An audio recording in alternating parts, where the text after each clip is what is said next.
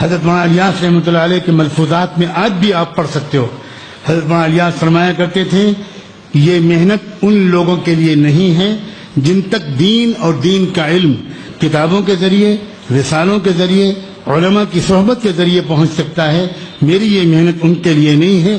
میری یہ محنت میری امت کے ان طبقات کے لیے ہے جن طبقات تک کوئی اور راستہ نہیں ہے. اور یہ جتنی 3 طلاق جیسی بےہودہ حرکتیں ہو رہی ہیں یہ زیادہ تر امت کے اسی طبقے کی طرف سے ہو رہی ہیں. لیکن آج حالت یہ ہے کہ ہم آرام پسند لوگ، ہم عافیت پسند لوگ، ہم سہولت پسند لوگ، ہم بالکل عیار و مکار لوگ، ہم جماعت میں نکلتے بھی ہیں تو وہ بستی اور محلہ چننا چاہتے ہیں جس میں مسجد میں ایئر کنڈیشن لگا ہو. یہ محنت ان لوگوں کے لیے نہیں ہے. ان تک تو اور طرح سے دین پہنچ جائے گا. ہزاروں سلام ہوں حضرت مولانا الیاس اور ان جیسے تمام علماء ربانیین پر کہ جنہوں نے یہ محنت شروع کی تھی ان کے لیے، جو دیہاتوں میں جھوپڑیوں میں رہتے ہیں، مزدوری کرتے ہیں، رکشہ چلاتے ہیں. ان کے پاس یہ وقت موقع نہیں ہے کہ وہ علماء کے پاس بیٹھیں اور مدرسوں میں پڑھیں. جو کھیت میں مزدوری کرتے ہیں ان کے پاس دوڑ دوڑ کے جایا کرتے تھے حضرت مولانا الیاس رحمۃ اللہ علیہ. اور کسان کھیت میں ہل چلا رہا ہوتا تھا اور وہ داعی بندہ کھیت میں پہنچ کر کسان سے کہتا تھا بھائی آپ ہل چلاتے رہو، میری بات سن لو، ہل چلاتے رہو میری بات. یہ ان کے لیے تھا. کاش کہ یہ میری عاجزانہ گزارش تبلیغ کی محنت میں لگے ہوئے تمام اصاغر و اکابر تک پہنچے کہ اللہ کے بندو یہ شورا اور مرکز والا جھگڑا ختم کرو، اپنے اپنے کام میں لگو. امت کفر کے نرغے میں ہے اور ہم اس میں لگے ہوئے ہیں کہ شورا کی ترتیب صحیح ہے کہ فلاں ترتیب صحیح ہے. کیا ہو گیا ہے ہم کو؟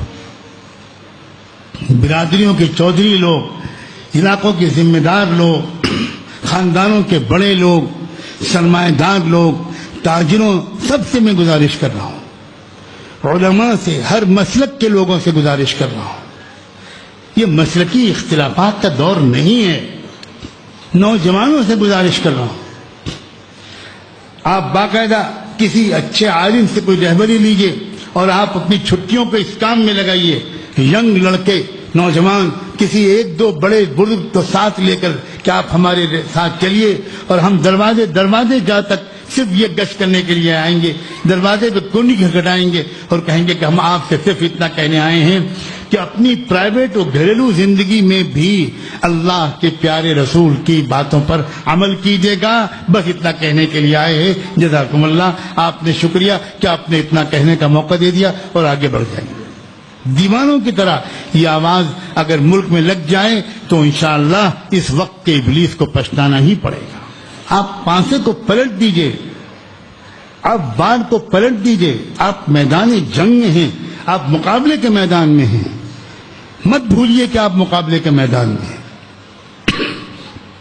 عام مسلمان بالکل اس شعور کے بغیر جی رہا ہے کہ وہ مقابلے کے میدان میں، سامنے سے مقابلہ ہو رہا ہے. اگر ہم ایسا کرنے میں کامیاب ہو گئے اور اگر آپ نے میرے درد بھرے پیغام کو ہر جگہ پہنچا دیا اور آپ اس کے بعد خود لگ گئے جنون کے ساتھ، اور جن نوجوانوں کے نکاح نہیں ہوئے، اللہ ہم سب کو بہت اچھے بابرکت رشتے نصیب کرے. وہ بھی اپنے والدین سے اصرار کریں کہ دین کی بنیاد پر رشتہ کیجیے گا تاکہ مرد دم تک محبت کے ساتھ قائم رہیں.